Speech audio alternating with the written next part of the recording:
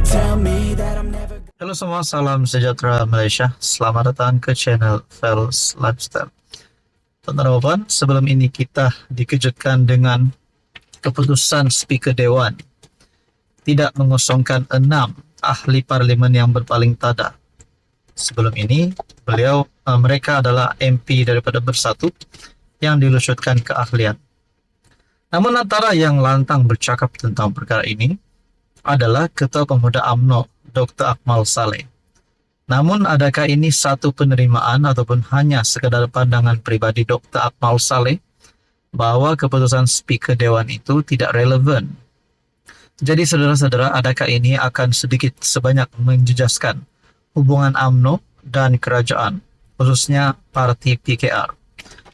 Melalui satu perkongsian daripada Malaysia Kini, tegur pemuda PKR terhadap Akmal Saleh. Akmal salah beg tinju, tegur pemuda PKR.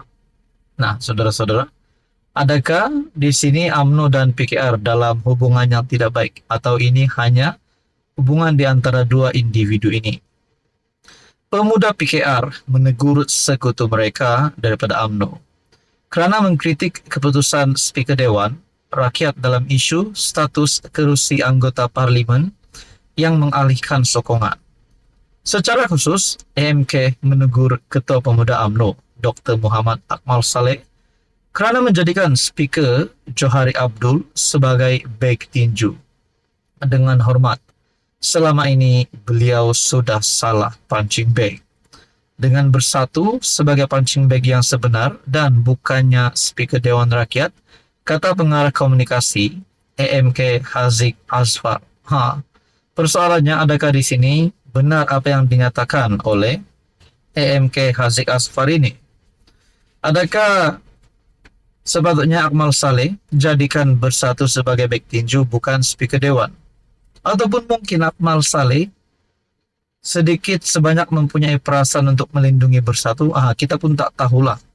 Jadi saudara-saudara, kalau nak kata PKR dan UMNO tidak lagi sehaluan, tak boleh juga. Sebab mereka di dalam satu payung di bawah kerajaan madani, kerajaan perpaduan. Namun ini mungkin hanya teguran daripada pemuda PKR terhadap Akmal Saleh, di mana Akmal salah beg tinju.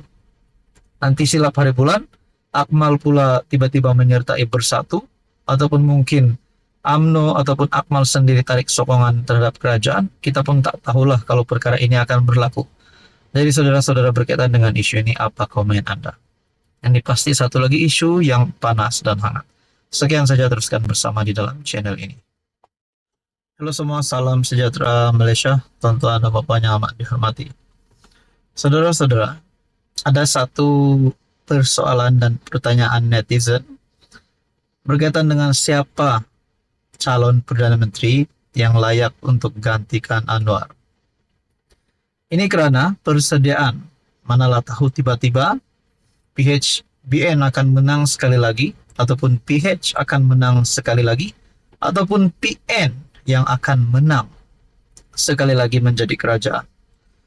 Seperti yang kita tahu, Datuk Seri Anwar Ibrahim sebagai PMX hari ini. Bukan nak kata Anwar akan letak jawatan. Memanglah sah Anwar akan letak jawatan, tetapi bukan masa yang terdekat ini. Namun persoalan berkaitan dengan siapa calon yang layak untuk menggantikan Anwar. Saya ada membuat satu undian tinjauan melalui channel ini dan pasti keputusannya mengejutkan Anda. Walaupun di dalam pilihan undian ini saya tidak meletakkan nama Anwar Ibrahim, namun saya hanya membuat tinjauan. Adakah di antara 4 pilihan undian ini terdapat calon yang lebih layak untuk menggantikan Anwar? Jadi ini hanya tinjauan daripada channel ini. Siapa Perdana Menteri baharu ke-11 bakal angkat sumpah nanti? Atau kekalkan Anwar sebagai PM? Undian pertama, Rafizi, Pakatan Harapan. Undian kedua, Hamzah, Perikatan Nasional. Undian ketiga, Zahid, Barisan Nasional. Dan undian keempat, Muhyiddin daripada Perikatan Nasional. Jadi saudara-saudara, melalui 4 pilihan undian ini, PN ada 2 wakil di sini yang saya letak. yaitu Muhyiddin dan Hamzah. Dan keputusan majority memilih Rafizi daripada Pakatan Harapan untuk menggantikan Anwar. Nampaknya Rafizi mempunyai satu aura yang kuat rasanya untuk menjadi Perdana Menteri. Undian sebanyak 56% untuk Rafizi dan undian kedua tertinggi Muhyiddin sebanyak 26%. Dan Zahid mengalahkan Hamzah Zainuddin sebanyak 12%, di mana Hamzah hanya mendapat undian 7% melalui undian daripada channel ini. Jadi saudara-saudara, ada juga di dalam ruangan komen menyatakan, saya nak bosku jadi pemimpin kami. Ada yang kata, PMX kekal, PM selepas PRU 16 dan PRU 17. Amin. Wow, ini penyokong untuk Anwar Ibrahim. Ada yang berkata di sini, tak ada satu pun berkaliber. Hanya yang berkaliber adalah PMX tetap kekal dalam banyak-banyak calon. Selain bosku Dr. Sam pilihan.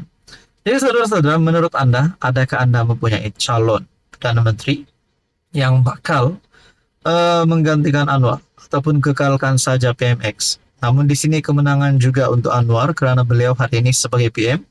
Dan di ruangan komen ada menyatakan PMX kekal PM selepas PRU 16 dan PRU 17. Jadi saudara-saudara yang amat dihormati, apa komen Anda berkaitan dengan isu ini? Sekian saja, teruskan bersama di dalam channel ini. Halo semua, salam sejahtera Malaysia. Selamat datang ke channel Fels Lifestyle. Untuk Anda Bapak, ini satu kejutan buruk untuk Najib Razak.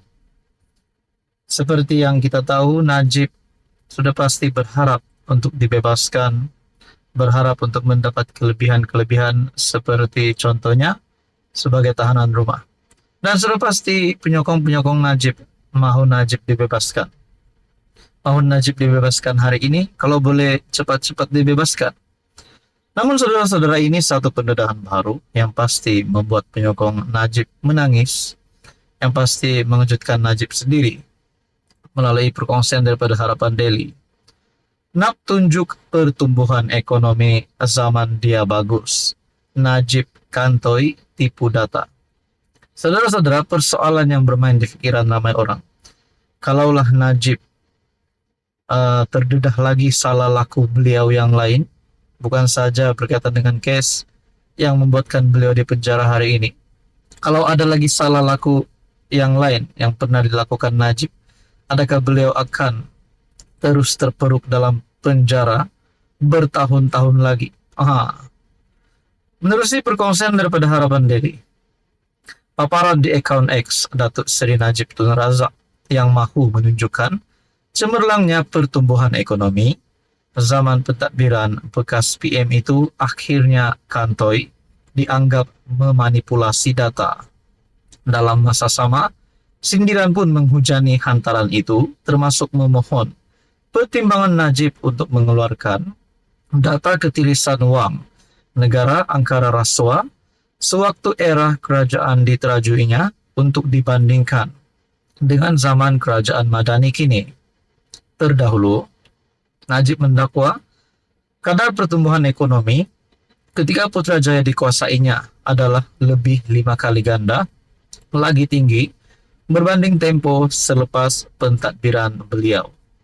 Kadar pertumbuhan juga lebih sama rata antara semua negeri dan wilayah masa Najib berbanding dalam tempo selepas Najib. Dipetik dari posting itu. Namun, bagi orang ramai yang celik matematik, rumusan mudah pertumbuhan ekonomi oleh suami Datin Seri Rosma Mansur berkenaan dipertikai. Antaranya pengguna X Shoaib Sahari yang mempersoal sama ada Najib mahu menipu. Takkan ini pun nak menipu kod Najib? Kolom 2023 hingga 2017 kau tak tambah 100% plus figure. Tapi bahagian 2017 hingga 2010 beria-ia kau tambah 100% plus figure. Ikut daripada yang ini, total kau RM 167% kenaikan 7 tahun. Tapi 2023 hingga 2017 132,8%. Cuma ada penipuan lain yang kantoi, tulisnya yang meraih perhatian warganet. Jadi saudara-saudara, dinyatakan Najib tidak menggunakan data yang betul. Adakah di sini Najib sudah tidak ada harapan lagi nak jadi PM? Tidak ada harapan lagi nak menarik penyokong seperti yang beliau pernah lakukan sebelum ini, di mana beliau sehingga menjadi Perdana Menteri. Ada yang kata Najib tak ada harapan untuk jadi Perdana Menteri.